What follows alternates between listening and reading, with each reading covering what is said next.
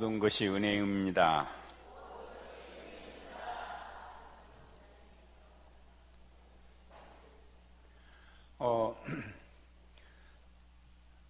제가 여기 집회를 인도한다는 정보가 새에 나가가지고 순천에서 오신 사모님이 계십니다. 순천에서 제일 큰 교회, 순천 제일교회 사모님이 어제부터 오셨는데, 오늘 오셨는가 어제 오셨는가, 이희옥 사모님 한번 일어서세요. 예, 박수로 환영해 주시면 감사하겠습니다. 예, 이희옥 사모님은 지금 저희 잡지 월간 목회에 매달 연재되는 지금 글을 쓰고 계시는 집필위원이십니다. 그 순천 제일교회를 담임하시고 예장 통합측 총회장을 여기 모셨던 박정식 목사님은 좀 일찍 소천을 하셨습니다. 제가 참 존경하는 목사님이고 또 저를 참 아껴주셔서 그 순천 제일교회 심으실 때는 그 교회에서 우리 이제 크로스웨이 세미나라든지 이런 걸 여러 번 했습니다. 근데 안 계셔서 고향에 가도 제가 참 쓸쓸한데 이렇게 또 우리 사경에 참석을 해주셔서 감사합니다. 또 모시고 온 사모님이 계시는데 그 사모님은 광산구에 빛날교회, 아직 빛이 안 났는가 봐요. 앞으로 날면 빛날교회 베냐민 목사님 사모님 오셨네. 예, 한번 일어서세요, 사모님. 예, 빛날교회. 예, 감사합니다.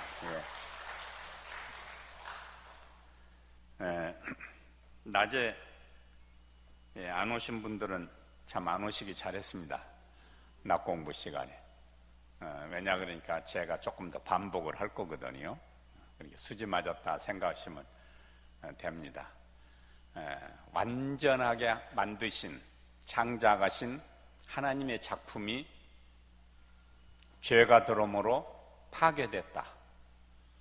그것이 가정이다. 창세기 3장에서 파괴된 가정의 역사. 성경은 가정의 이야기입니다. 가정, 패밀리 스토리지요. 가정의 이야기. 그런데 하나님은 그 하나님의 작품을 방치하지 아니하시고 하나님께서 은혜와 사랑에 근거해서 그 가정을 다시 살리는, 세우는, 복원하는 작업을 긴 역사 속에서 하나님께서 그 일을 쭉 이루어 가셨다. 언약의 성취, 신학적으로는 그렇게 말합니다.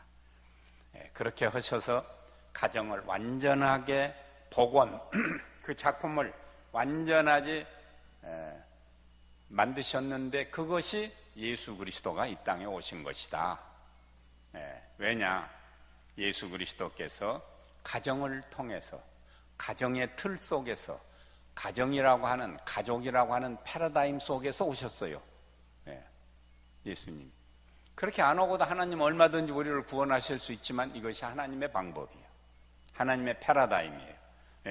가정구조 속에 오시게 해서 여인의 후손으로, 창세기 3장 15절, 여인의 후손으로 오게 하셔서 사망이 인간에게 들어오게 한 것은 사탄의 장난이란 말이지.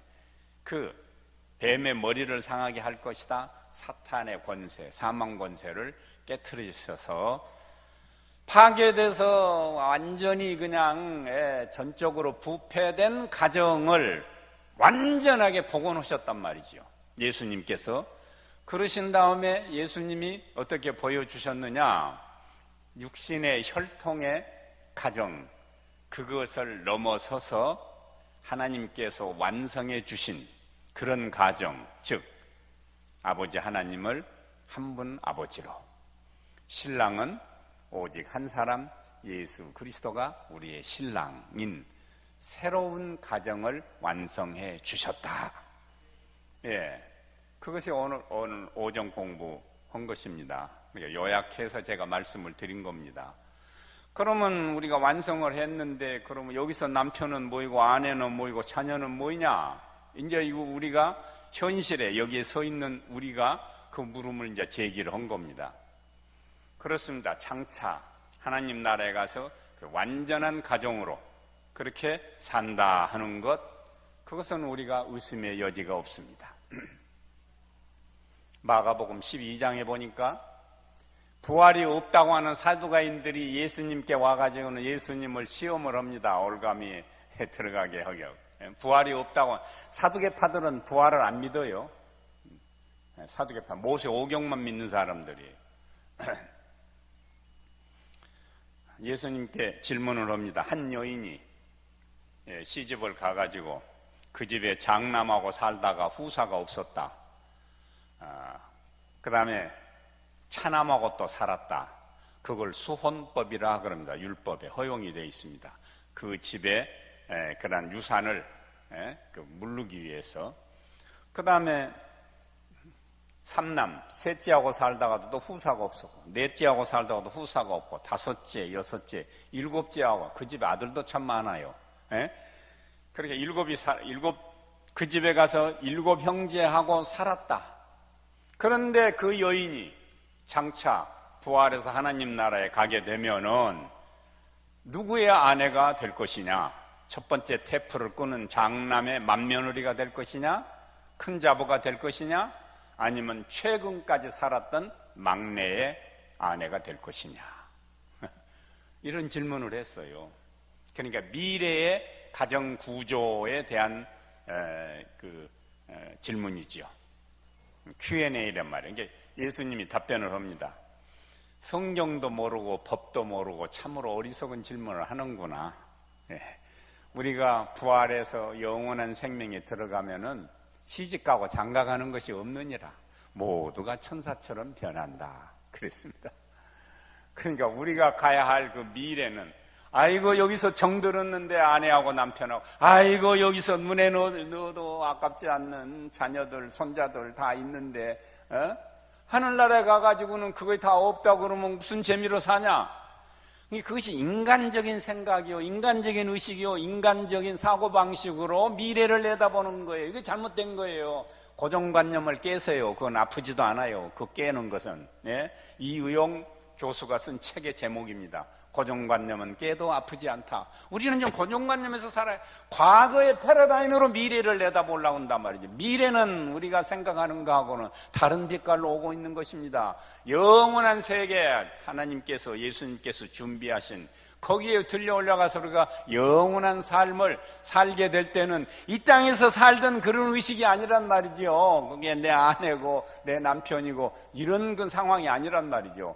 천사처럼 완전히 변해버리니까 우리의 의식도 다 변하는 새로운 그런 차원인 것이지요. 서울에서 큰 교회입니다. 중앙성결교회라고 신안 출신의 이만신 목사님이 심어둔 교회입니다. 거의 99칸짜리 집을 사가지고 예배당을 지었기 때문에 상당히 큽니다. 그 교회에서 결혼식이 있었는데, 물론 이만신 목사님이 지금 고인이 됐습니다마는 주례를 하고, 신부가 카나다에서 왔어요. 신부가 카나다에서. 그리고 신랑은 카나다 유학 갔던 젊은이고. 그래서 이제 결혼식은 그래도 모교에서 부모들이랑 있는데 와서 한다. 그래서 결혼식을 하는데, 카나다에서 그 신부 교회의 담임 목사가 왔어요. 그러니까 이제 젊지요. 그 목사님은 젊어요. 그러니까 주례는 여기 서울에 있는 목사님이 주례를 하고, 이만신 목사님 주례를 하고, 카나다에서 온 목사님은 기도 인도를 했습니다. 그러니까 신부 편에서 이제 기도 순서를 하나 했어요. 그 기도 가운데 이런 부분이 있습니다. 다른 건 다 생략하고, 하나님 아버지, 오늘 주례 앞에 선 이 신랑 신부가 하나님 나라에 가서도 신랑 신부로 하나님 앞에 서게 하여 주옵소서. 그래서 내가 또 저 사람도 신학을 어디서 했는가, 이걸 알아봐야 되는데 뭐 거기까지는 알아보지는 않았습니다만 잘못된 것이지요. 이 세상에서 살았던 우리 그런 정서로 미래를 내다보지 말아라 하는 것을 오늘 얘기를 했습니다. 그러면 이 땅에 지금 살면서는 우리는 장차 가서 그렇게 살 거니까 여기서는 건성건성, 개 바위 보고 지나가듯이 주마관상경으로 적당하게 신앙생활이고 부부생활도 하면 될 것이 아니냐 이렇게 생각할지 몰라요. 예. 큰 바울이 실제로 보여줬습니다. 바울의 삶이, 사도 바울의 삶이. 예. 사도 바울이 결혼했습니까? 안 했습니까? 예? 했어요? 안 했어요? 예? 다수가길로 정할까요? 예. 그 두 갈래입니다. 했다는 학자들도 있고 하지 않았다는 학자들도 있고. 근데 다 일리가 있어요. 예. 근데 가장 정확한 답은 모른다 하는 것이 가장 정확하지요. 했는지 아닌지 모릅니다. 그런데요, 그가 디모데를 보고 내 사랑하는 아들이라 그랬어요. 아니, 남의 아들을 자기의 아들이라 그러면 디모데의 어머니하고 사도 바울은 어떤 관계가 되겠어요? 굉장한 윤리적인 문제가 발생할 수 있습니다. 하나도 아닙니다. 예? 또 디도에게 그레데 거기서 이제 목회했죠. 또 디도에게도 사랑하는 아들이라 디도서에 보면 그랬어요. 그것뿐 아닙니다. 로마서 16장에 보면은 루포의 어머니가 내 어머니라 그랬어요. 아니, 남의 어머니를 자기 어머니라 그러면은 그러면 사도 바울의 아버지하고 루포의 어머니하고 무슨 관계가 되겠어요? 이거 굉장한 문제입니다. 이게 이 세상의 윤리의 패러다임으로 보았을 때는 이 어마어마한 예수 그리스도가 이루어지신 새로운 가정의 패러다임을 이해할 수가 없습니다. 형이하학적인 차원에서나 생각하는 것이지요. 우리 은성교회 성도들의 수준이 못 올라오는 것이지요. 그런데 보세요. 결혼했는지 안 했는지도 모르는데 이 남자가 죄수가 감옥에 갇혀 있으면서 혼자 갇혀 있으면서 아들을 하나 낳았습니다. 이름이 뭡니까? 아니, 나는 안잠수 목사님 설교를 듣고 배웠는데 여러분은 모르시군요. 모르십니다. 여러분들은. 빌레몬에게 얘기를 하지 않았어요. 이는 내가 감옥에서 낳은 아들이라. 그 이름이 뭐예요? 오네시모지요. 그렇습니다. 자, 바울은 왜 이렇게 비윤리적인 발언을 했는가? 바울은 왜 이렇게 앞뒤도 맞지 않는 말을 왜 하는가? 왜인가? 예수 그리스도께서 예수 그리스도를 통해서 예수 그리스도 안에서 완성된 새로운 가정. 이것이 기독교가 말하는 가정의 세계관입니다. 다른 어디에서 종교에서 얘기한 거하고 아주 본질적으로 다른 거예요. 이런 높은 차원이에요. 이런 높은 차원에다 놔두고 그 차원에까지 올라가기 위해서 우리는 육신이가 연약하지만 이 세상에 살면서 그걸 바라보면서 가는 것이지, 성경을 내가 아는 토막만 딱 해서 여호와 증인처럼 호주머니에 넣고 다니면서 달달달 이렇게 하는 게 아니에요. 성경 전체를 봤을 때 그래, 가정이 대단히 중요하고, 또 우리가 요한복음을 그때도 이제 한번 언급이 되겠습니다. 요한복음 3장에 보면은 예수님이 왜 우리의 신랑인가 하는 게 또 나옵니다. 이게 우리가 이 가정, 새로운 가정의 일원으로서 이 땅에서도 어떻게 살아야 되느냐, 또 파괴돼서 영멸할 수밖에 없는 우리 가정을 하나님께서는 유일하신 아들을 보내주셔서 그래서 복원해 주셨다. 그런데 그 근거는 뭐냐? 오늘 낮에 제가 강조한 대로 하나님의 사랑과 은혜, 하나님의 속성, 하나님의 은혜와 사랑의 근거에서 한 것이지, 우리가 선을 행했기 때문에, 우리가 이쁘기 때문에, 우리에게 잠재력이 있기 때문에 아니라고 말이지요. 하나님의 사랑과 은혜에 근거해서 우리의 파괴된 가정을 새롭게 복원해 주셨습니다. 그 은혜를 오늘 저녁에 여러분들에게 소개하려고 합니다. 하나님의 은혜, 하나님은 은혜의 덩어리요 은혜의 원천입니다. 하나님은 우리 하나님은. 근데 그 하나님은 창세기 3장 이후에 인간이 범죄할 때부터 은혜를 베푸기 시작하신 분이 아니에요. 하나님은 인간이 타락하기 전에도 하나님은 은혜로운 하나님이고 은혜가 풍성한 하나님이었습니다. 왜 그렇습니까? 온 우주를 창조하는데 하나님의 은혜와 사랑에 근거한 것이지, 우리 인간이 이뻐서, 아직 인간이 창조하지도 않았는데 이렇게 자꾸 착각하지 마세요. 하나님의 모든 사역, 하나님의 모든 창조의 일은 하나님의 사랑과 은혜의 근거는 하나님의 속성이요, 하나님의 고유한 품성입니다. 믿습니까? 우주를 어떻게 만드셨어요? 하나님과 하나님의 사랑과 은혜의 근거에서.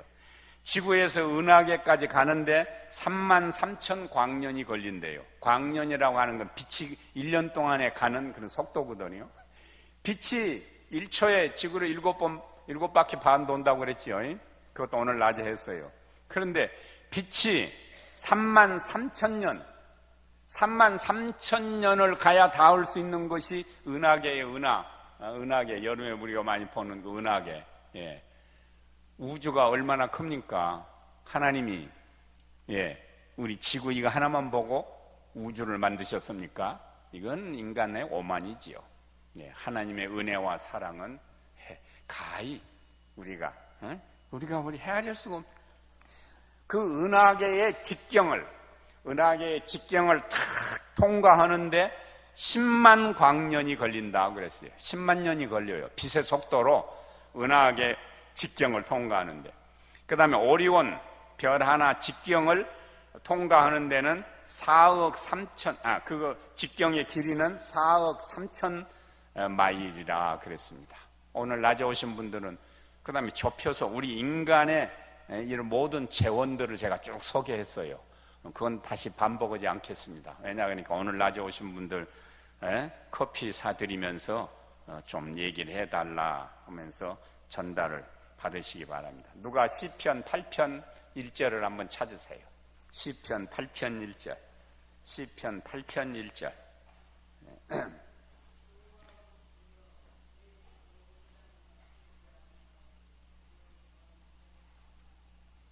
아멘.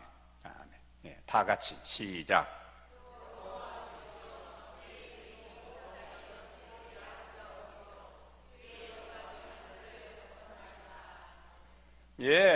하나님의 은혜는 창조 이전부터 하나님의 은혜는 풍성하고 스스로 있는 하나님의 고유한 품성이었다. 자, 근데 하나님의 은혜는 아브라함을 부르기 전에도 있었습니다. 아브라함에게 하나님께서 은혜를 베풀어 줬다, 이렇게 우리가 생각하지 마세요.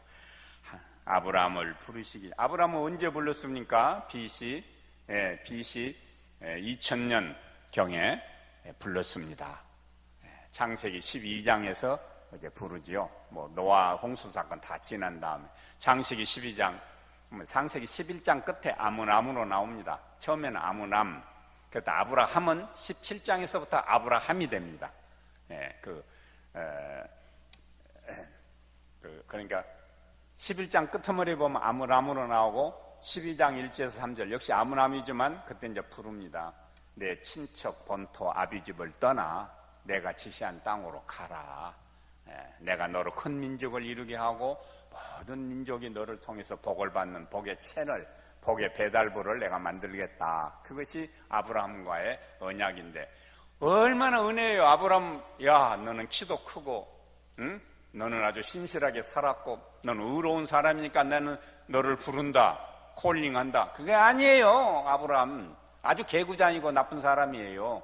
아버지가 데라, 갈대아 우르 그 우상 많은 그냥 우상 득실거리는, 거기서 소위 말하면 무당촌, 무속촌이지. 거기서 우상 나무로 깎아가지고 우상 만들어 팔아먹는 집의 아들이에요. 그러니까 평범하지요. 잘생겼단 말도 없습니다. 성경 어디에도 보면. 평범한 우상 섬기는 사람 집의 아들 하나를 부르신 거예요. 하나님께서. 어디에 근거해서? 그의 선한 행위에 대해서, 그의 잠재력에 대해서, 숨은 재능에 대해서 어떤 탤런트가 있기 때문에? 아니에요. 예. 하나님의 은혜의 근거에서 부르셨습니다. 오직 하나님께서 은혜를 베풀어 주신 겁니다. 그 은혜의 물길이 이제 흘러가는데 우리가 한번 봅시다. 거기에는 몇 갈래 고리가 있는데, 첫째는 하나님께서 은혜로 불러주셨지만 배반을 해요. 살아가다가 하나님께 불순종한단 말이에요. 배반. 그건 아담과 하와와 마찬가지죠. 배반합니다. 그러면 하나님께서는 어떠냐? 좀 매를 때립니다. 그 징계, 또 연단, 단련을 시키십니다. 그런 다음에 완전히 폐기 처분해버리는 것이 아니고 하나님은 다시 또 은혜를 베풀어 줍니다. 이것이 하나님의 은혜의 파장, 고리요, 고리. 예? 자, 하나님께서 은혜를 베풀었는데 또 인간은 또 그렇게 해서 또 좀 떨어진단 말이지. 그러면서 또 고생하고 뭔가를 합당한 징계를 준 다음에 또 일으켜서 또 이끌어 주시고, 이것이 하나님께서 메시아가 올 때까지 역사를 그런 고리로 쭉 이끌어 가십니다. 예. 그러니까 여러분들은 창세기서부터 예수님 오실 때까지, 예, 뭐 조금 학자들마다 다르지만 4,000년, 네? 그러니까 아담이 등장할 때서부터 예수님 올 때까지는 한 4,000년 봅니다. 그러니까 창세기에서 첫째 날, 둘째 날이 지금의 24시간이냐 그런 건 논의가 많이 있지만, 자, 그런 동안에 꾸준히 하나님께서 이 패러다임을 견지해 나갑니다. 이건 놓치지 마세요. 그러면 여러분들은 성경을 점으로가 아니고 선으로 보는, 예? 선으로 보는, 현미경으로가 아니고 망원경으로 보는, 예, 그런 거시적 시각을 갖게 됩니다. 오늘 저녁에 그 첫 우리가 한번 테스트를 한번 해보십시다. 아브람 불렀습니다. 은혜로 불렀습니다. 내 친척 본토 아비집을 떠나라 그랬습니다. 아브람이 떠났습니다. 갈대아 우르에서 떠났습니다. 떠나서 저 위쪽 하란으로 올라갔습니다. 그래, 하란에 가서 있다가 그 아비 데라가 죽자 이쪽으로 밑으로 내려옵니다. 그 이제 헤브론으로 내려온 것입니다. 그러니까 바로 예루살렘 있는 그쪽으로 온 것이 아니고 저 위에 하란에 가서 아버지가 죽은 다음에 이제 내려옵니다. 본토를 떠났습니다. 아비집을 떠났습니다. 순종 잘했습니다. 그런데 친척 하나는 달고 옵니다. 누굽니까? 조카 누구지요? 롯을 데리고 옵니다.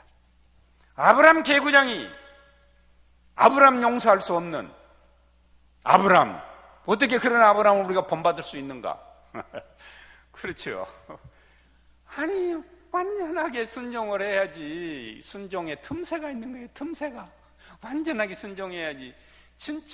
친척도 떠나라 그러는데 왜 친척을 데리고 와? 물론 이제 롯의 아버지가 일찍 죽었어요. 그러니까 이게 조실 부모한 조카가 생질이 참 불쌍했겠지요.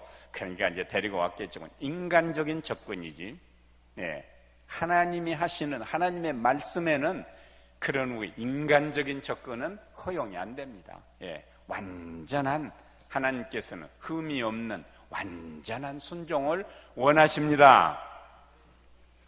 그런데 조카를 데리고 왔는데 13장에 보니까 조카하고 헤어져야 돼요. 왜냐니까 조카의 재산도 불어나고 자기 재산도 불어났는데 거기에 있는 종들이 서로 싸우거든. 불화가 일어납니다. 집안에 불화가. 그러니까 야, 우리 헤어지자. 네가 동하면 나는 서하고 네가 서하면 나는 동하겠다. 그래가지고 이제 롯이 저기 소돔 고모라 쪽으로 가고 아브라함하고 이제 거기서 분가가 되는 겁니다. 소위 말하면 이제 헤어지는 것입니다. 헤어지는 것까지는 좋아요. 그 다음에 또 14장에 보니까 그게 이제 조카 롯이 이제 또 무슨 주변 그 왕들에게 뭐 공격을 받아가지고 끌려간다 그러니까 그냥 또 아브라함이 자기 집에 가신들 수백 명을 데리고, 그러니까 사병을, 가병들을 데리고 가서는 또 이제 다 구해주고, 예. 그럼 이제 돌아오는 게 이제 살렘 왕 멜기세덱을 만나고 오는 얘기가 나옵니다만은 뭐 거기까지도 좋아요. 조카를 사랑하는 참 아브라함의 어떤 뭐에서는 휴미니티가 있다 이렇게까지 봐줄 수는 있어요. 예. 그런데 말입니다. 18장에 가면 그 유명한 성경의 10대 기도문 가운데 첫 번째로 등장하는 아브라함의 중보 기도가 나옵니다. 18장에. 그게 뭡니까? 롯과 그의 가족을 위해서 기도해요. 철저하게 기도를 합니다. 아주 간절하게 기도를 합니다. 예. 그런데 창세기 19장에 가니까 소돔 고모라가 이제 망하는데 하나님께서 천사를 보내가지고 롯의 가족을 이제 이끌어내서, 그래서 롯의 처는 소금 기둥이 됐고, 그 다음에 이제 두 딸을 데리고는 산중으로 이제 피신을 해가지고 그 소돔 고모라가 망하는데 살았단 말이지요. 그건 아브라함의 참 중보 기도의 덕도 있을 뿐만 아니라 하나님의 그러한 은혜를 크게 입었습니다. 이 롯도.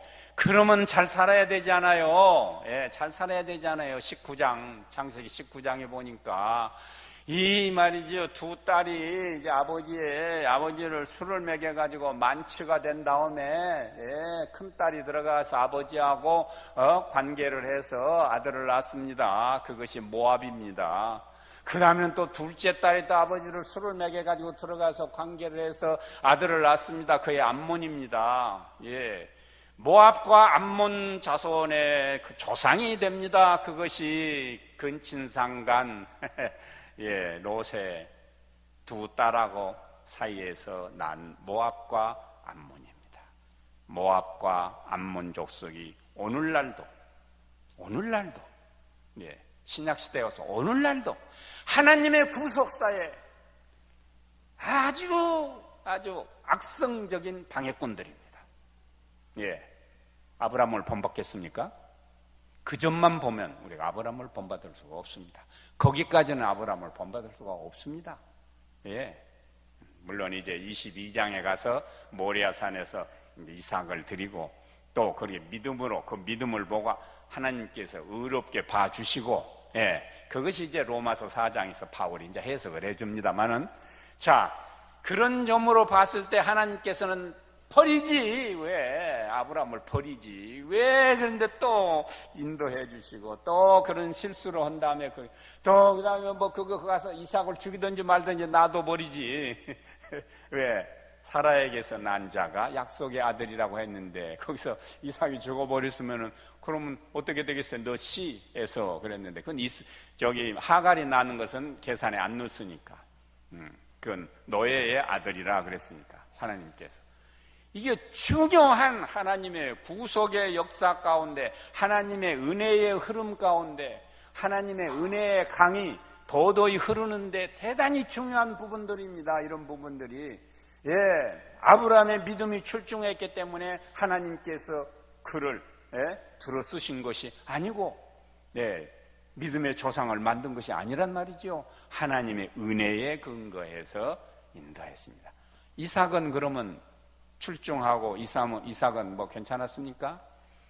아브라함 또 하나 얘기할 것이 있는데, 그것은 12장에 나옵니다. 12장에 애굽으로 내려갑니다. 힘드니까 애굽으로 내려가가지고는 애굽 이제 바로에게, 애굽 왕에게 아내를 빼앗길 뻔했어요. 아브라함 아내가 참 미모가 출중했는가 봐요.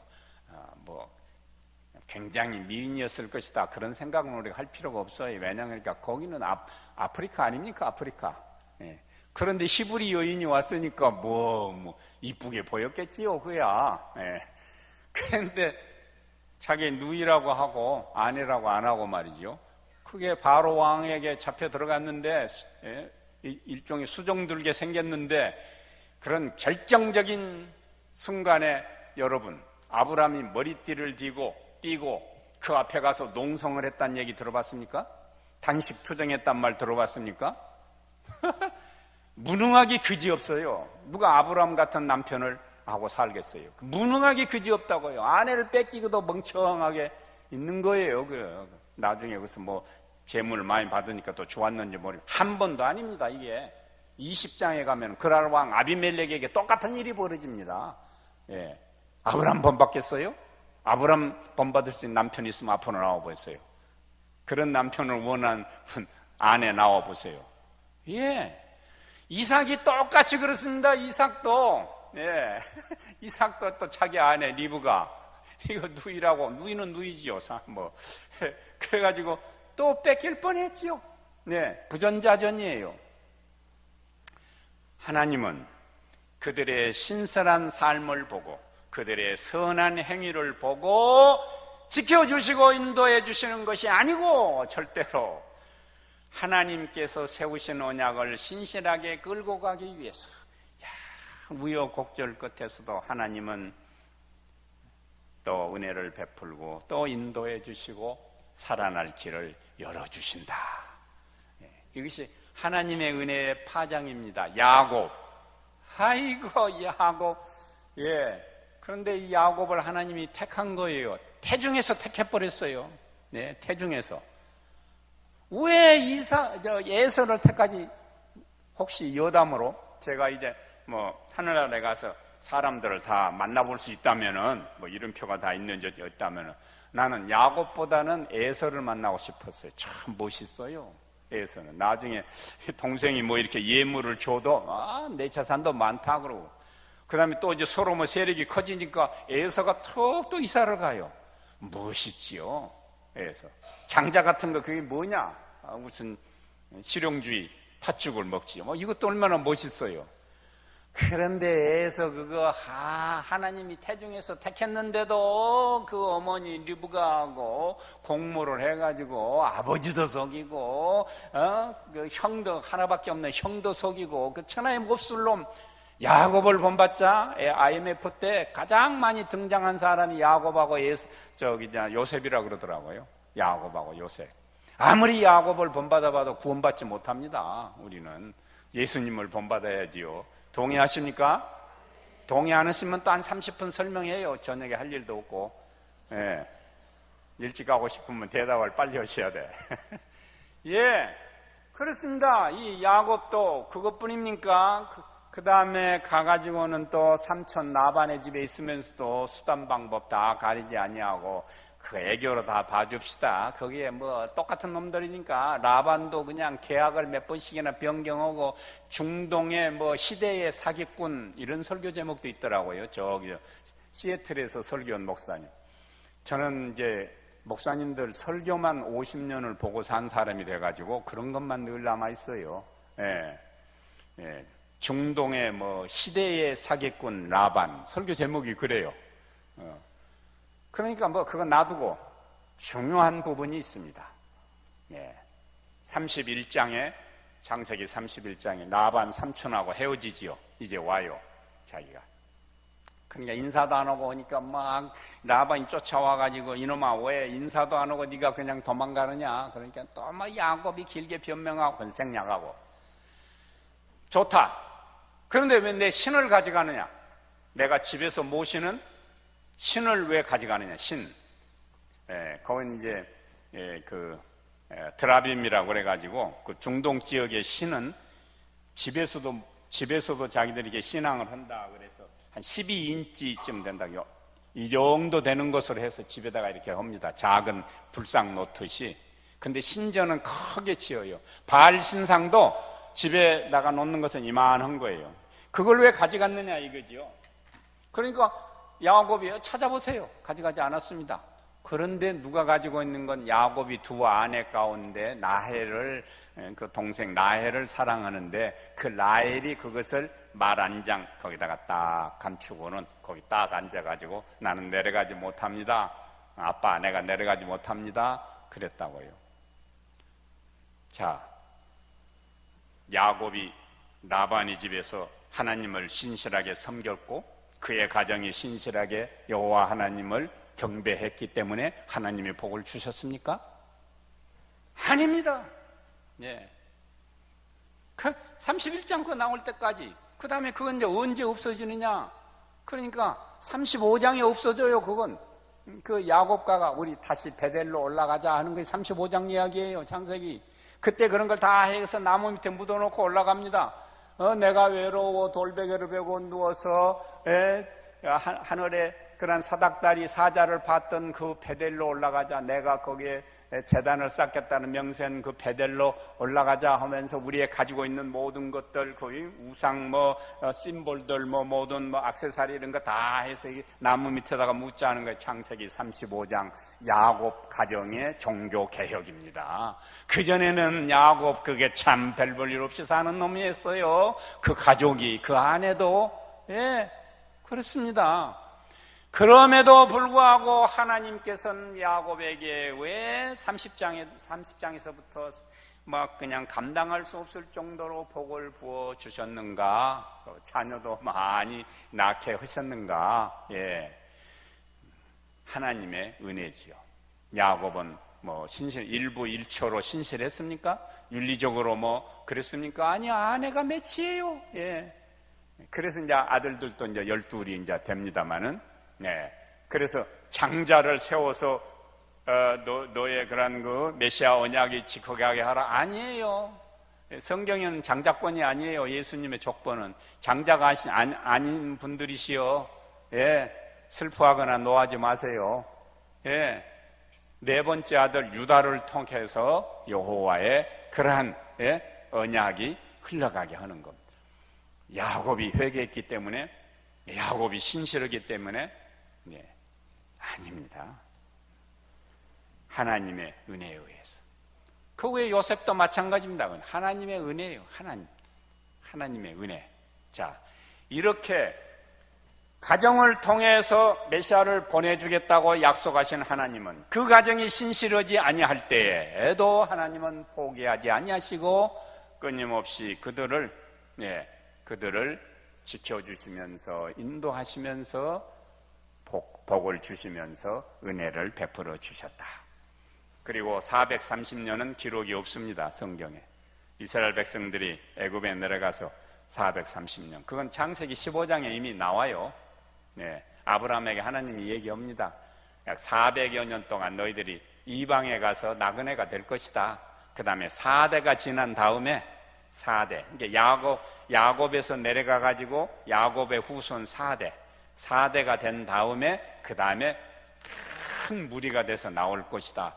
이미 창세기 15장에 얘기를 해놨어요.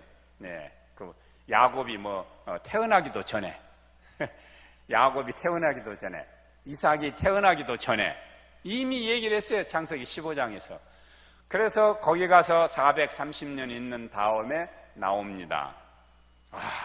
그들이 대각성 운동을 벌였기 때문에, 그들이 신실하게 살았기 때문에 아닙니다. 하나님의 때가 차서 하나님의 계획이, 창세기 15장이 이미 나와요. 저 가나안 복지에 너희들을 갖다 놔야 되겠는데 왜 갖다 놔야 되겠냐? 아브라함에게 약속을 했다. 너희 조상 아브라함에게 내가 약속을 했다. 너와 내 후손을 위해서 이 땅을 다 주리라 그랬으니까, 그 약속을 하나님께서 지키기 위해서 너희들은 신실하게 살지 못했지만 지키기 위해서 내가 은혜를 베풀어야 되겠는데, 그래서 이스라엘 백성들을 이끌어냅니다. 광야에. 그런데 하나님께서 이스라엘 백성들을 해방시키는데 어떤 방법을 쓰셨느냐? 12갈래의 은혜를 베풉니다. 12갈래. 12갈래가 뭐냐? 12가지 기적이지요. 기적이 어째서 12가지냐? 재앙이 전부 기적입니다. 재앙. 피재앙, 개구리재앙, 이재앙, 파리재앙, 가축, 병든 거이 가축재앙, 독종재앙, 우박재앙, 메뚜기재앙, 어둠재앙, 그 다음에 장자의 죽음. 이거 10재앙이에요. 피개, 이파가, 독박, 뚜어장 이름 안 잊어버려요. 저는 머리가 나빠가지고 그렇게 암송을 합니다. 내일 물어볼 거예요. 그 암송이 안 되면 안 나오시는 것이 좋을지도 몰라. 피개, 이파가, 독박, 뚜어장. 이 10재앙인데 처음에 지팡이 해서 뱀이 되고 하는 그 11번 그거 합치면은, 그 다음에 마지막에 홍해를 지팡이로 가리키니까 물이 갈라지는 거. 그러니까 홍해를 건너기 전까지 하나님께서는 12갈래의 기적, 12갈래 빛깔의 은혜를 베풀어 주심으로 모세가 한 것이 아닙니다. 아론이 한 것이 아닙니다. 지팡이가 한 것이 아닙니다. 하나님께서 은혜를 베풀어 주심으로 그들이 해방돼서 나오게 됐다. 그러면은 그 하나님을 절대 의지하고 믿고 잘 순종해야 될 거 아니에요. 광야 40년 동안 있는 동안에 꼭 4갈래의 또 유형이 나타납니다. 물이 없으면 불평합니다. 물이 없으면 또 먹을 것이 없으면 불평합니다. 또 그다음 적이 나타나면 불평을 합니다. 길을 잘못 찾으면 불평을 합니다. 이 모든 것을 하나님께서 다 은혜를 베풀어서 40년 동안 광야 생활을 인도해 주셨습니다. 이것이 은혜입니다. 은혜. 그러니까 하나님은 어느 시대만 한번 잠깐 은혜를 베풀었다가 그 다음에는 뭐 모르겠다 이게 아니에요. 하나님의 은혜의 강은 마른 적이 없다. 하나님의 은혜의 강은 마르지 않는다. 동의하십니까? 예. 긴 역사 속에서 그 다음에 이 광야 생활을 하는데 이미 제가 설명을 했습니다. 이스라엘 백성들을 해방시키기 위해서 하나님은 준비를 하셨어요. 이스라엘 백성들이 거기서 그냥 자기들이 뭘 조직을 하고 자기들이 뭘 해서 뭐 단합을 하고 또 한편으로는 군사훈련을 하고 그런 게 아니에요. 하나님은 궁중에서 모세 40년, 광야에서 40년, 그래서 80년이라고 그랬는데 이미 제가 언급을 했습니다. 그 이전에 이미 창세기 25장에서 하나님은 이스라엘 백성들을 구원하기 위해서 창세기 25장에서 이미 아브라함이 죽을 때에 아브라함의 후처, 그러니까 아브라함의 본처는 사라는 23장에서 막벨라 굴에 장사 지내고 끝나요. 23장에서 끝나요. 그런데 그 후처 그두라의 소생 가운데 미디안이 태어나는데 그 미디안이 가서 거한 곳이 미디안 광야가 됐고 미디안 광야에서 제사장이 이드로가 있을 때에 모세하고 딱 만나서 맞사위가 딱 되는 거예요. 이드로의 맞사위가 돼서 40년 광야 훈련. 그 다음에 제2적 아주 중요한 부분이 있습니다. 제2적 예식을 배운 것입니다. 제2 문화를 전수받습니다. 왜? 이집트에서는 그 이집트 신에게 제사 지낸 것만 알지 모세가. 근데 이드로 집에서 맞사위로 40년 동안 있는 동안에 이드로를 통해서 하나님께 제사 지내는 법을 전수를 받은 겁니다. 놀랍게 하나님은 내가 계산을 해봤으니까 545년 전에 이미 하나님은 이스라엘 백성들을 구원해내기 위해서 준비하셨습니다. 모세가 훌륭했기 때문에, 모세의 리더십이 있었기 때문에, 모세의 영도력이 있었기 때문에, 내일 아침에 그건 조금 보충하겠습니다. 모세에 대해서는. 자, 왜? 하나님의 은혜의 근거에서.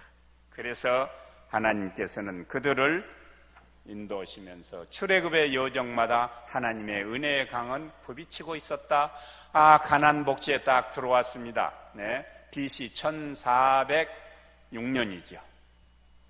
애굽에서 나온 건 1446년인데 광야 40년을 빼면 1406년에 요단강을 건너서 여리고성을 치고 아이성을 치고 그러고 이제 그 가나안 거기에 이제 12지파 분깃을 11지파인데 레위 족속들은 땅을 분배받지 않았지만 요셉 지파가 그 두 몫을 합니다.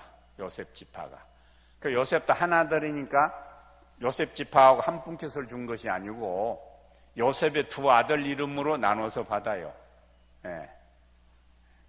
두 아들 이름으로. 그래서 거의 두 지파가 되죠. 에브라임과 므낫세인데 그건 또 창세기 48장에 근거가 있습니다.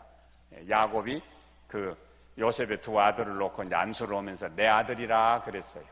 내 아들이라.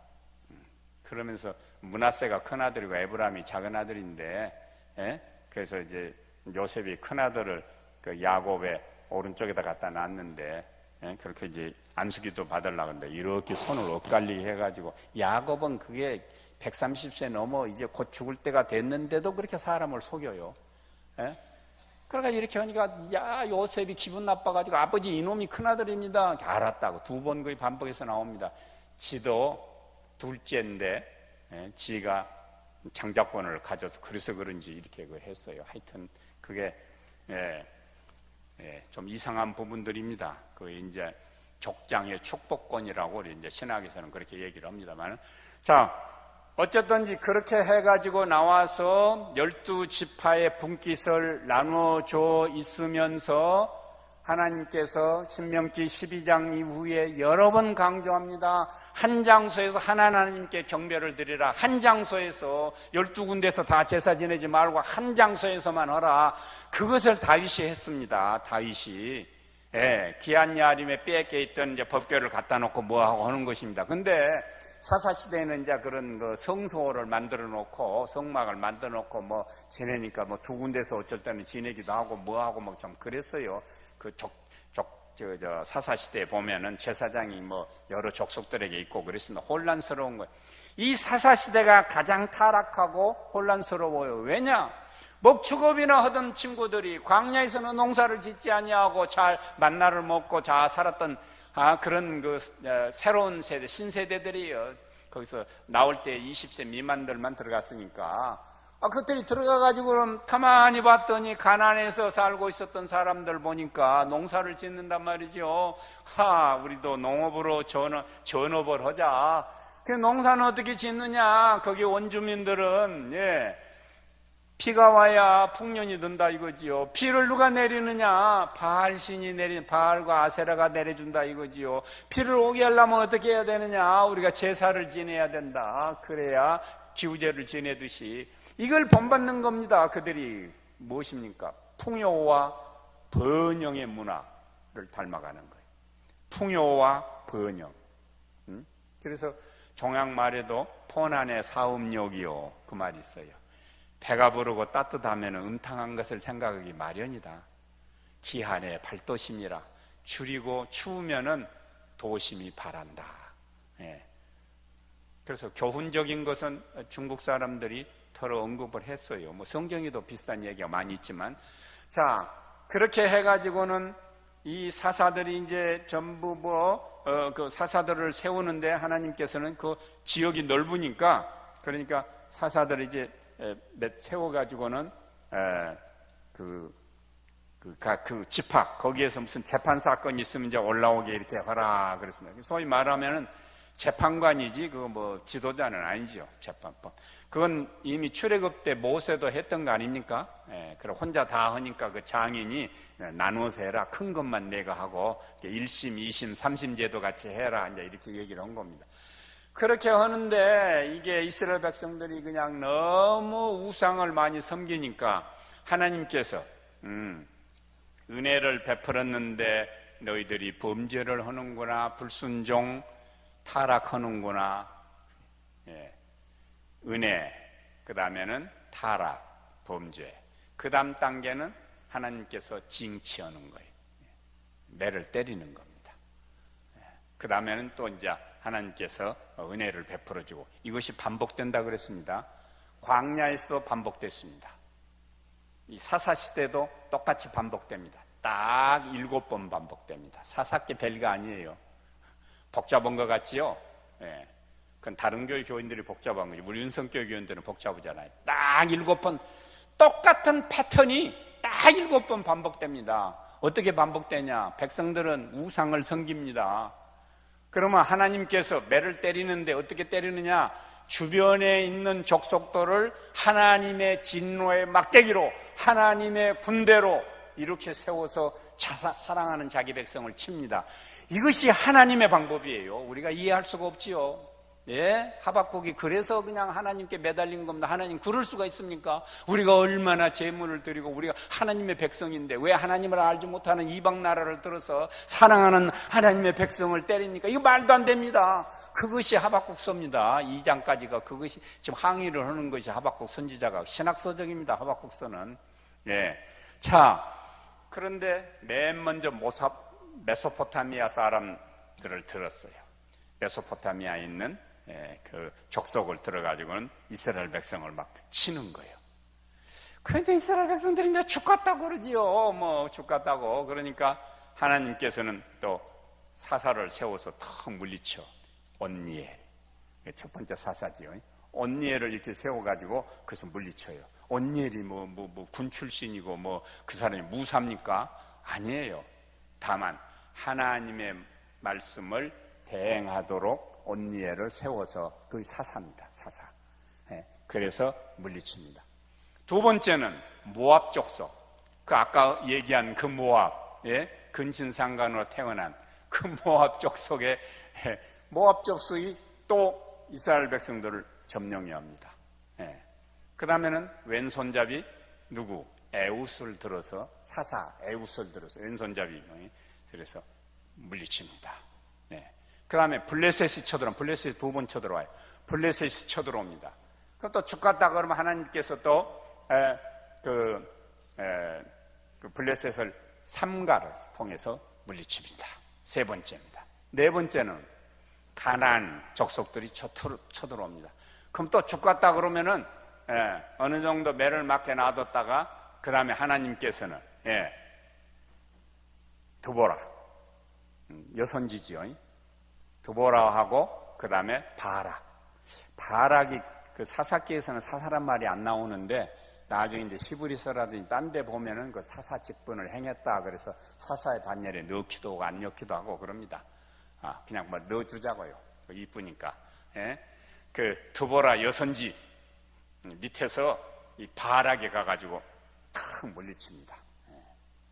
가나안을.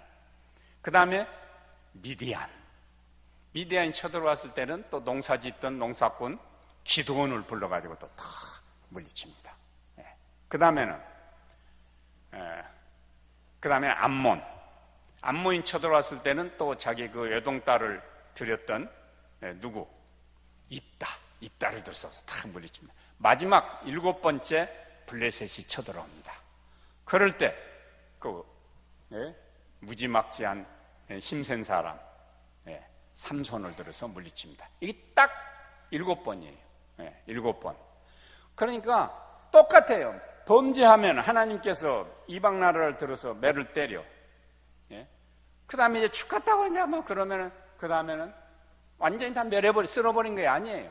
그 다음에는 또 살려줘서, 그런 재판관을 세워서 하나님이 친히 군사령관이 되셔서 다 물리죠. 이것이 하나님의 은혜예요. 이것이 하나님의 은혜. 하나님의 은혜를 베푸는 패러다임입니다, 이게. 그래서 이제 이것도, 암기를 해놓으면 좋아요. 메모, 불가, 미암불. 그럼 딱 7번이거든. 여기서 처음 들어. 메모, 불가, 미암불. 차례대로 딱 하는 거예요. 그 다음에 또 이쪽에서는 그것들을 물리친, 사사들을 딱 이름을 외워놔요. 물론 전쟁 안 하는 사사도 있어요. 사무엘의 두 아들 같은 것들은 전쟁을 하지 않고 그랬죠. 온니엘, 에웃, 삼갈, 드보라, 바락, 기드온, 돌라, 야엘, 입다, 입산, 엘론, 압돈, 삼손, 사무엘, 요엘, 아비야. 신학자들은 요엘, 아비야를 넣지를 않습니다. 그런데 사무엘상 8장 1절에 보면은 사무엘의 두 아들 요엘과 아비야도 사사였더라 딱 본문이 나옵니다. 그래서 저는 그 두 사람도 거기다 넣었습니다. 저는 암송을 하고 여러분들은 안 하는 차이 이외에는 아무것도 없습니다. 이걸 암송하지 않아도 구원받는 데는 아무 상관이 없습니다. 그러나 목사들은 암송할 필요가 없어요. 날마다 성경을 다루니까. 그런데 날마다 하루 23시간을 레아를 위해서 하다가 1시간 일주일에 나와가지고 이거 참석을 하는데 내가 인프라를 구축해 놓으면 기본적인 걸 구축해 놓으면은 목사님의 설교 한 말씀이 내 안에 들어와서 확장 운동을 일으킨 것입니다. 그건 해본 사람만이 느낄 수 있는 비결입니다. 제가 제 개인 비결을 그냥 다 얘기를 해야 되는 것이 잘하는 것인지 생각하지 아니할 수 없지 않으면서 또다시 생각을 해봐야 되고 은혜에 강한 왕조 시대에도 도저히 흐릅니다. 사사 시대가 350여 년 끝나고 사울왕 BC 1050년의 사울왕 이게 이제 통일왕국 시대를 사울, 다윗, 솔로몬을 통일왕국 시대라 그럽니다. 다 같이 약속이 난 듯이 40년 왕노릇을 했어요. 그래서 120년을 통일왕국 시대라 이스라엘에 새 왕이 등장합니다. 사울왕 다윗 왕, 솔로몬 왕. 그러면 왕조 시대에는 일사천리하게 모든 것이 잘 되고 뭐 다 국론이 통일되고 그랬느냐? 똑같습니다. 사사시대의 반복입니다. 역시 또 우상을 섬기고 타락하고.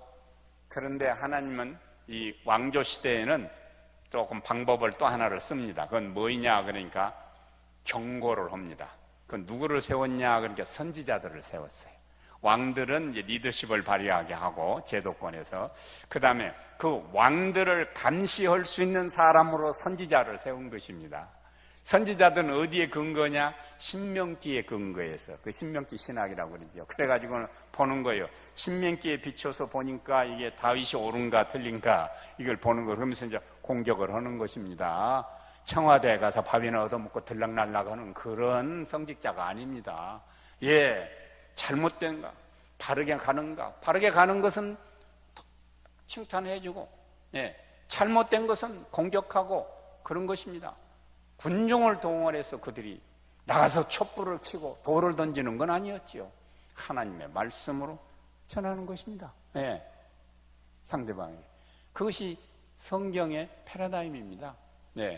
그래, 이 왕들을 세워놓고 그 다음에 이제 선지자들을 통해서 그들을 꾸준히 감시하면서 하는데, 북왕국이나 남왕국이나 똑같습니다. 범죄험한 하나님이 주변 나라를 들어서 칩니다.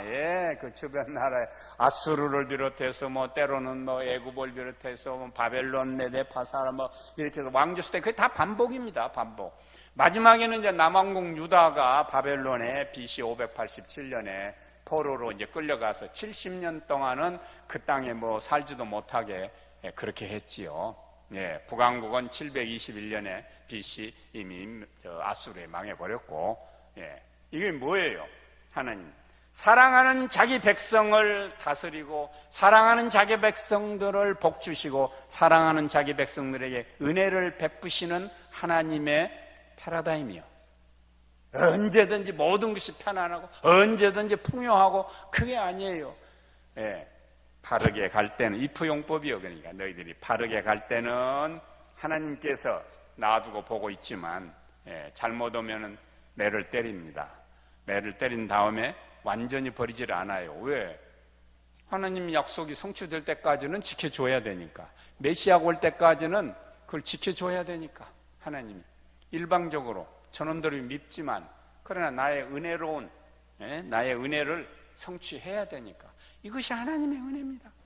하나님의 은혜. 자, 정리를 합시다. 한번 따라하십시다. 하나님의 은혜는 시간을 초월한다. 그렇습니다. 제가 창세 전에서부터 지금 이 메시아가 오는 데까지 쭉 역사적으로 전개를 했습니다. 시대가 흐른다 그래서 하나님의 은혜가 바라고 하나님의 은혜가 중단된 것이 아니에요. 계속됩니다. 홀로 사는 그 남자 노인이 낮 12시가 되면 꼭 본당에 와서 기도를 하고 갑니다. 그러니까 사찰 집사님이 왜 12시 되면 와서 본당 문을 따달라고 그러냐? 그러니까 나 와서 기도 온다고. 그러니까 그래 하려면 저 지하실 새벽 기도 하는데 조그마한 거기 또 예배실이 있으니까 거기는 항상 열려져 있으니까 거기서 하면 어떠냐? 아니라고. 나는 본당에서 예수님을 만나고 가야 된다고. 근데 왜 꼭 12시에 오냐? 난 밥 먹어야 될 시간에. 그렇게 얘기하니까 12시에 예수님이 나오고 만나주기로 약속을 했다고. 그리고 문을 따주면 저 뒷자리에 앉아가 잠깐 보라고 중얼중얼하더니 일어나서 또 가는 거예요. 그러니까 문 따주고 뭐 어디 갈 필요가 없이 지켜 서 있다가 또 문 잠궈야 돼요. 날마다 그렇게 하니까 이게 뭐 아주 참 번거롭지요. 그래서 한 번은 장난기가 있어서 사찰 집사가 물어봤어요. 아니 그렇게 기도를 뭐 번갯불에 콩 꺼먹듯이 뭐 그렇게 하고 가느냐? 나 기도는 항상 간단 명료하다고. 뭐라고 그렇게 기도를 드렸냐? 하나님, 예수님, 성령님 접니다. 아시지요? 이제 뵙고 갑니다. 또 오겠습니다. 단지 그거라 이거지. 나하고 12시에 약속을 했으니까. 그 다음에 이분이 아파가지고 8명이 그 입원하는 그 병원이 있죠. 가난하니까 8명.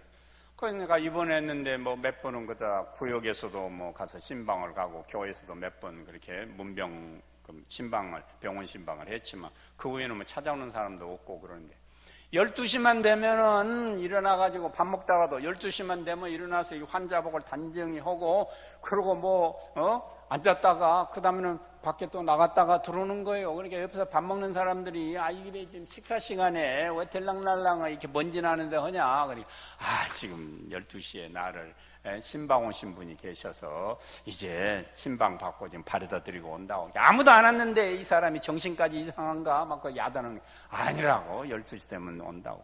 내가 건강했을 때는 늘 12시에 교회 가서 뵀는데 내가 여기 아파 있으니까 이제는 나를 찾아온다고. 누가 찾아오는데? 예수님이라고. 그래? 또 장난기가 있었는가 봐, 이거 옆에 환자가. 근데 와서 뭐라고 하고 가기에 그렇게 너 얼굴이 그렇게 아주 기쁨이 가득하냐? 그러니까 이 사람이 하는 말이 예수님이 와서 늘 한결같다고. 그래, 뭐라고 하시는데? 여보게, 날새, 이제 가네, 또 엄새. 딱 그런다 이거죠. 네. 그러니까 우리가 애교로 받아줄 수 있지만 이 홀로 사는 이분은 예수님을 만나는 걸 본당에만 제한을 해버린 거죠.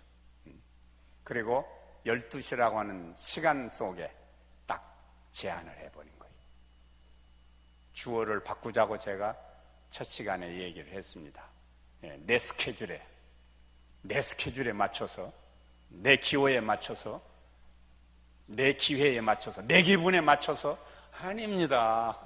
주어를 바꿔야 됩니다. 온 우주에 충만하신 그 예수님을 딱 12시에 우리 교회 본당에만 딱 가둬놓는 것입니다. 두 번째 따라오십시다. 하나님의 은혜는 공간을 초월한다. 그 사람은 그래도 뭐 병원하고 교회니까 좀 공간이 두 군데예요. 그런데요, 구약을 보면 이스라엘 백성들은 하나님은 지성소에 언약궤 있는 데만 계시는 걸로 그렇게 생각을 했습니다. 그래서 그들이 바벨론으로 이제 포로에 끌려가면서 걱정이 그겁니다. 우리가 이제 가는데 성전이 불타버렸어요. 성전이 불타버리고 그때부터 이제 언약궤가 역사상에 성경이 등장하지 않습니다. 하나님이 어디 계신가 있고 하나님이 어디 계신가 저기 언약궤 저 안에 계셔야 되는 그 위에 계셔야 되는데 그룹 그 안에 계셔야 되는데 하나님 어디 계신가 성전이 불타버렸는데 그러니까요 선지자들이 에스겔을 비롯해 선지자들이 하나님이 저기 너희들이 가는 저 바벨론으로 가 계신다. 거기 계시다가 너희들이 올 때 또 같이 이렇게 오신다. 하나님 어떻게 가시냐 이거죠. 언약궤가 저거 불타버렸는데 어떻게 가시느냐. 바퀴 달린 수레를 타고 가신다. 이 동화 같은 얘기지. 하나님이 그런 요술방송이나 같은 걸 타고 다니는 분이에요. 그렇지만 백성의 수준이 그거밖에 안 되니까 선지자의 설교가 수준이 그렇게 낮을 수밖에 없는 거예요. 염려 말아라. 하나님이 바퀴 달리는 수레를 타고 가신다. 웃기는 얘기들이지요. 이스라엘 백성들의 수준이 그 정도로 내려간 것입니다. 왜? 하나님은 성전은 성소 그 다음에 대제사장이 1년에 하루만 들어갈 수 있는 그곳에만 계시는 하나님으로. 이것은 또 내일 모레 어느 시간에 제가 좀 더 그 보충을 하려고 합니다. 요나서를 가지고 보충을 하려고 생각합니다. 화요일 오전 시간이네요. 내일이네요. 내일 오전에 보충을 하겠습니다. 자, 세 번째 따라하시다. 하나님의 은혜는 민족과 문화를 초월한다. 그렇습니다. 이것도 이제 요나서를 할 때에 보충을 하겠습니다만은 우선 제가 족보를 소개했습니다. 어제 족보를 쭉 소개했는데 이 족보는 대단히 중요하다 그랬습니다. 왜 그러냐? 하나님의 언약이 중단되지 않고 역사 속에서 계속된다고 하는 걸 딱 보여주는 거예요. 어떤 고비가 아이고 그 이방 포로로 끌려갔다고 왔는데 웃잘고 이때에 역대상 1장에서 9장까지가 족보가 쫙 나와요. 하나님은 다시 예루살렘에서 너희들 남은 자를 갖다 놓고 하나님의 구속사는 메시아가 올 때까지 다시 전개되노라 라는 암묵적 기록이 족보입니다. 신약시대가 열립니다. 족보가 먼저 등장을 합니다. 이게 대단히 중요합니다. 근데 그 족보를 들여다봅시다. 하나님의 은혜가 그 안에 어떻게 번쩍이고 있는가? 유다, 네 번째 아들 야곱의 유다. 유다는 다말에게서 베레스와 세라를 낳고, 다말이라고 하는 여인이 등장합니다. 이 다말은 바로 유다의 며느리입니다. 이런 더러운 족보는 지상에 없습니다. 이때라도 다 빼버리지요. 아니, 며느리하고 시아버지하고 관계 가지고 아들을 낳았는데 예수님의 거룩한 족보에 딱 들어갑니다.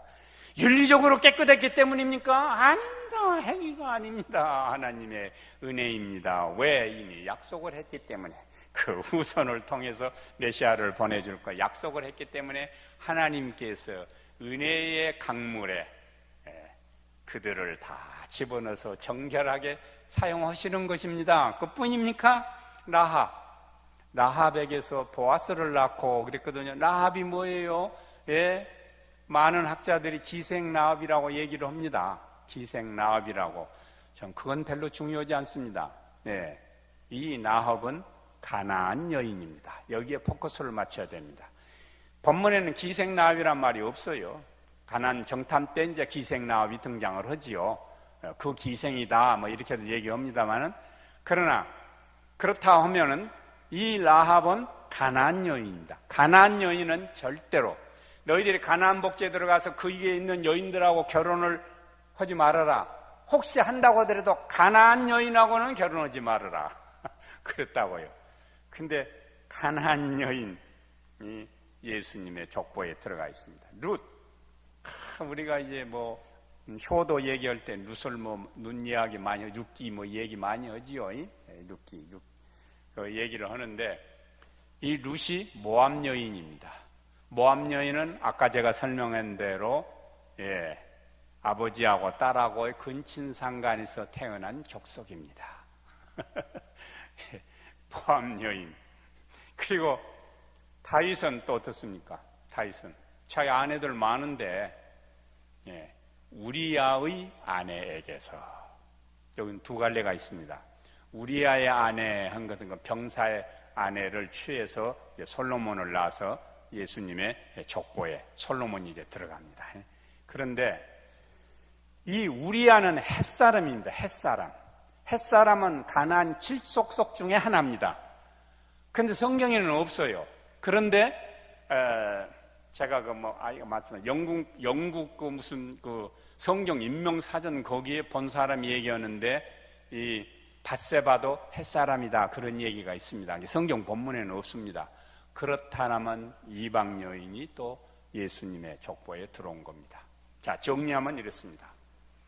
메시아를 보내주는 그 거룩한 혈통 안에 이렇게 비도덕적이고 비윤리적인 인물들이 들어가서 예수 그리스도의 족보에 버섯이 이름이 올려있다.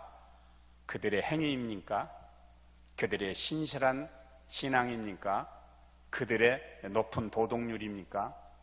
하나님의 은혜입니다.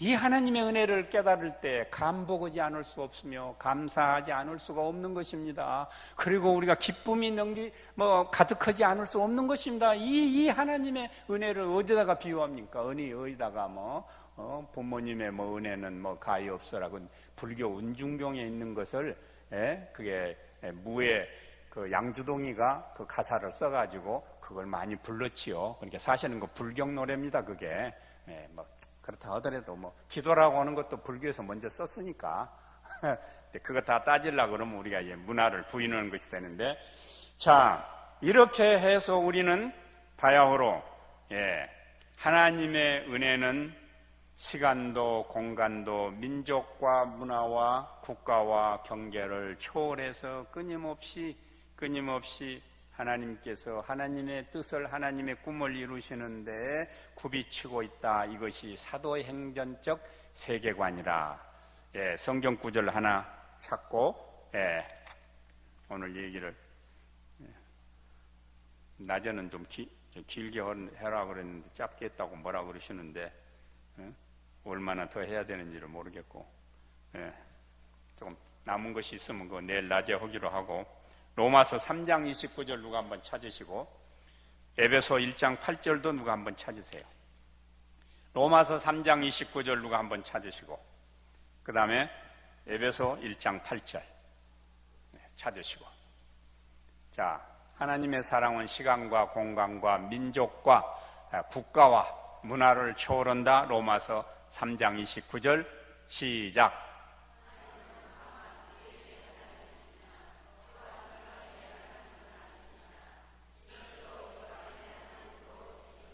믿습니까? 아멘. 에베소 1장 8절. 예, 시작.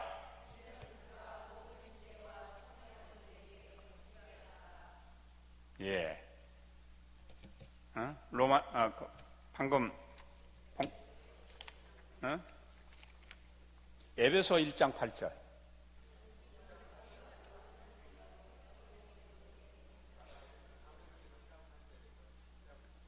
에베소 1장 8절 맞아요. 너희는 그 은혜에 의하여, 맞습니까?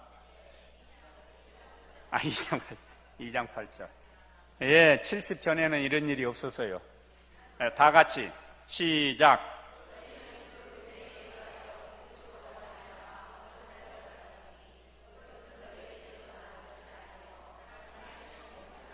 그랬습니다. 여러분들은 은혜의 선물을 다 받은 사람들입니다. 축하합니다. 자랑하지 마십시오. 여러분의 구원은 여러분의 행위에 의한 것이 아닙니다. 하나님의 은혜에 의해서 우리는 그것을 믿음으로, 은혜의 클라이맥스는 예수 그리스도입니다. 예수 그리스도가 하나님 은혜의 표현의 클라이막스입니다. 근데 예수 그리스도를 믿음으로 우리는 구원을 받습니다. 그래서 여러분들은 구원받은 자로서 하나님의 은혜를 누리는, 하나님의 은혜에 늘 기쁨과 찬양과 감사를 드리는 여러분들이 되시기를 축원합니다.